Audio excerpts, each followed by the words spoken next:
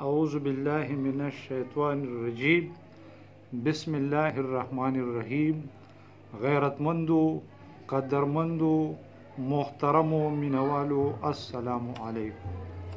द आयाज गदल द शेर सहन ल तरफना स्तासु په खिदमत کې हाजिर यम او نن تاسو ته یوه بل افسانه د پښتو افسانه پیش کول غواړم. د دې افسانې عنوان دی د باران څاڅکي. عجب او کلیم دوه ډېر خواږه ملګري وو. یو ورځ دوی د کلي نه بهر غره طرف ته روان شو. په پټي کې ناستي یو ګیر چاپېره ښه ښکلې د شړشم ګلونه دي او هواګانې چلیږي. نو عجب کلیم ته وایي چې مور پلار مونږ سره ډېر زیاتې کړې دي. مونږ له بې وخته ودونه کړي دي او خلک مونږ پسې په اوجره او په جومات کې خبرې کوي. روزګار نشته. په دې ملک کې روزګار موندل د مار خپې دي. نو عجب کلیم ته وایي چې که خوښه دې وي نو یار سبا له به پېښور ښار ته لاړ شو او هلته به ځان له څه روزګار وګورو. کلیم ورته وی چې ستا خبره په ګل بدله، خو اشنا مونږ میټرک پاس یو او په ښار کې نن سبا میټرک پاس ته څوک بیا هم نه اچوي. عجب ورته وی چې کلیمه د دې کلي ډېر خلک پخوا ښار ته تللي وو، اوس د بنګلو او د موټرو مالکان دي او ځان له ښه زبردست کاروبارونه او روزګارونه روان کړي دي. یو کوشش دی وبېکو. دوی یو بل سره خبره ومنله چې سبا به انشاءالله د سحر مونځ نه پس روانېږي. دوی روډ ته راووتل سحر وختي. اډه کې په ګاډي کې کېناستل، ښار ته را روان شو. چې کله ښار ته راورسېدل نو ځان له په یو هوټل کې کمره واخیسته. دواړو دا فیصله وکړه چې یاره اوس ستړي یو او سبا به انشاءالله سحر وختي د روزګار دپاره روان شو. شپه تېره شوه. سحر دوی مختلفو دفترونو ته لاړل، خو چا ورته توجه ورنه کړه. ستړي ستومانه سروالي بروالي واپس هوټل ته راغلل. یو بل له تسلي ورکوله. په سبا بیا دوی د روزګار دپاره روان شو پرایویټ سکولونو کالجونو ته، کله په صدر بازار کې، کله کارخانو ته، کله جکیم ته، مختلفو ځایونو کې وګرځېدل، خو ناکامه او مایوسه راغله. خو دوی وی چې یاره کوشش به کوو، کیدی شي چې الله سره رحم او کرم وکړي. بله شپه یې چې وکړه نو سحر عجب کلیم ته وایي چې اشنا ما بیګا خوب لیدلی او ما نه په خوب کې چا سپلی پټې کړي دي. نو دا کلیم داسې ټوکمار غوندې و، ګپ شپي و. نو دی ورته وایي چې اشنا که خفه کېږي نه نو د دې خوب تعبیر درته بیان کړم. عجب ورته وی یار بیان کا. وی ما اوریدلی دي چې د چا نه په خوب کې سپلی څوک پټي کړي د هغه کس نه ښځه مټیزه ځي. د عجب مازغه خراب شو، خو ځان یې کنټرول کړو. غنیړې غوښتل چې ردن یو سپېړه پورته کړم خو د صبر نه کار واخیستو فورا پاسېدو او خپل بیگ میګ راواخیستو اوس کلیم ته غږ نه کوي وایي زه کلي ته ځم کلیم ورته وی یار چې ته کلي ته ځې نو زم در سره ځم زه دلته یوازې څه دواړه ګاډي کې کېناسته کلي ته روان شو عجب ځان سره په سوچونو او فکرونو کې کرل او ریبل کوي خو کلیم په زړه کې دا وایي چې یار موږ ته روزګار میلو نه شو نو کېدای شي چې دی په دې خفه وي او دړه ته غم اچولی وي خو هغه ته دا پته نه لګېده چې یاره دی په وهم کې مبتلا شو چې کلي ته ورسېدل نو عجب لاس ورکو خپل کور طرف ته روان شو او کلیم خپل کور طرف ته روان شو یو بل سره خبرې ونه شو چې کور ته عجب راغی نو ښځې ته به یې نیغ نیغ کتل کله به یې د کټ څادرونه کتل کله به یې په ځمکه د پښو چاپونه او قدمونه کتل کله به یې دروازې ته کتل کله به یې د ښځې کپړو ته کتل دې ښځې ورته وی چې خاوند په تا څه چلو تا هوی چې زه ښار ته ځمه د روزګار دپاره خو چې ته راغلې نو بس صرف ما ته ګوري کله یو خوا کله بل خوا دا په تا څه چل شوي دی عجب ورته ووی چې زما په غیر موجودګۍ کې دې کور ته څوک راغلي دي اوس دی په وهم کې مبتلا و هغې ورته وی چې ستا په غیر موجودګۍ کې دلته څوک راتلی شي تا په ما باندې کوم شک راغلی دی عجب یې د ګریوان نه ونیولو ورته وی چې زه پښتنه ښځه یم او یاد لره پښتنه ښځه به ځان قربان کړي خو د خاوند غیرت او پښتو به ختمه نه کړي د خاوند غیرت به داغداره نه کړي عجب په زړه کې ویل چې یار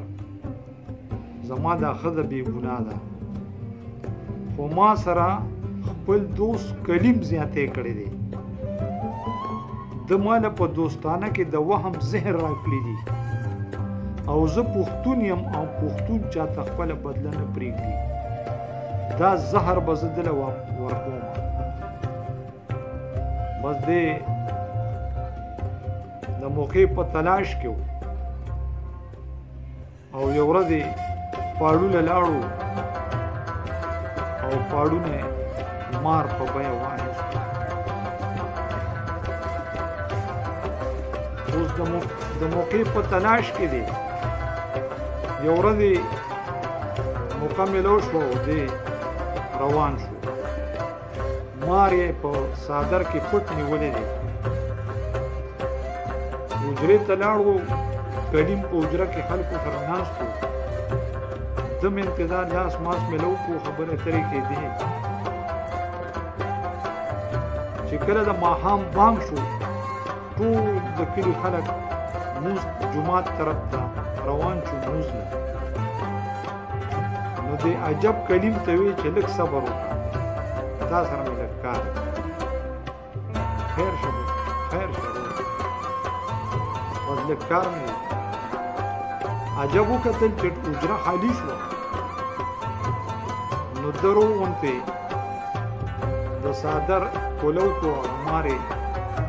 د کلیم په دې مخ باندې ورین شو مار کلیم له په مارې ټک ورکړو او کلیم دا رنګ تک شین شو او په شا باندې لاړو عجب ورته وی چې پښتون یم تا ماله د وهم زهر راکړي او نن هغه زهر ما د مار په شکل کې تا ته واپس کړ کله چې کلیم هغه د مرګ اخري سلګۍ وهلې نو عجب ته ویل چې وګوره باره په اسمان کې وریځې دي او نری نری ساس کوي دا د باران ساس کې به پتا باندې زما مرګ وایي کوي زه بې ګناه یم دا زه بې ګناه مړ کړم چې کله کلي مړ شو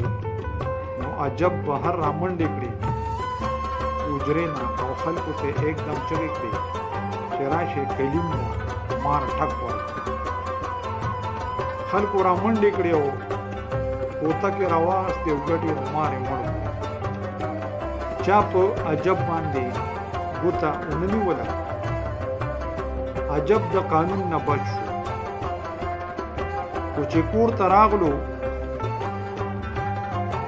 نو په سوچونو کې او فکرونو کې او د خپل دوست کلیم دا خبره ورته یادېدله چې د باران دا ساس کې به په تا باندې زما د مرګ ګواهي کوي نو دی به په سوچ کې لاړو او بیا به یو قهقهه وواله او به خندل او څادر به په اوږه واچولو بهر به ووتو د ښځې دا کیفیات نوټ کول په دې کې ډېر وختونه تیر شو چې کله به همداسې باران شروع کېده نو ده به د باران هغه څاڅکو ته وکتله او د خپل دوست دا خبره ورته رایاده شوله او بیا به یې څادر په اوږه واچولو بهر به ووتو وخت ډېر تیر شو نو یوه ورځ یې ورته دې ښځې وی چې زما نه ستا دا کیفیت نه برداشت کېږي نن به ما ته وایې چې څه چل دی چې کله باران شي نو ته په سوچ کو فکر کې لاړ شي او بیا څادر په اوږه واچې او د کور بهر وځې آخر په دې خبره کې څه راز دی عجب ورته وی که آینده دې دا تپوس وکړو طلاق به له درکمه کور ته به دې ولېږمه هغې ورته وی چې نن ما مړه که هر څه راسره کې خو ما ته به دا حل وایي چې څه چل دی ده په زړه کې وی چې یاره وخت خو پکې هسې هم ډېر تېر شوی دی خو راشه کیدی شي چې د زړه دا غم او درد دې لږ کم شي ووایه دې ښځې ته دا خبره وکړه نو ده ورته خبره وکړه چې داسې د نن نه 20 کاله مخکې ما یو دوست وجلی و په مار باندې او هغه وخت کې د باران څاڅکي نو هغه ماته وی چې د باران د څاڅکي په تا باندې زما د مرګ ګواهي کوي ښځې ورته ویلې چې دا خو ډېر بد کړي دي خو اوس پکې دومره وخت تیر دی نو فکر مه کوه ځان لړه مه خوره او توبه وباسه چې څه شوي دي ده پړه کې وي چې یاره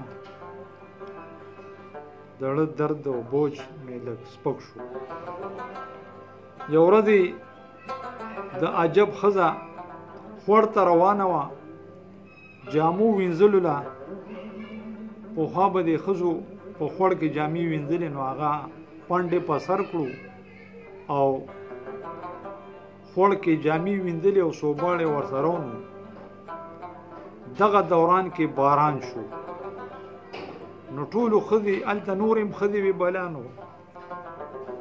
هغوی هم خپلې کپړې راغونډې کړې او په منډه او په توندۍ سره واپس کورونو ته را روانې شوې نو دې سره یوه ښځه په لاره ملګرې شوه نو دا ورته وویل چې دا سړي ډېر زیات قمقل وي ګوره زما خاوند ځان له 20 کاله په یوه خبره له خوړلی دی 20 کاله مخکې چېرته یو دوست وجلی و او هغه ورته ویلي و د مرګ په وخت کې چې دا د باران څاڅکي به په تا باندې زما د مرګ ګواهي کوي نو هغه دې ته پته نه و هغه د کلیم ښځه وه هغه د دینه لار هغه د دې خزینه لار بدل کړه کور ته لاړه او خپل بچو ته وی چې تاسو د پلار قاتل پیدا شو اخو خپل دوست عجب وجلې دي نن خزي ماته دا بیان وکړ نو د عجب خزه چې کور ته صورت لا نو د کلیم زامنو عجب مړ کړو او خلی وازوا داسې محسوسېدله چې د باران ساز کی گواهی ورکي لګیا دي ورکوي دا د باران د ساسکو یو ساده غوندې افسانه ما تاسو ته پیش کړه والسلام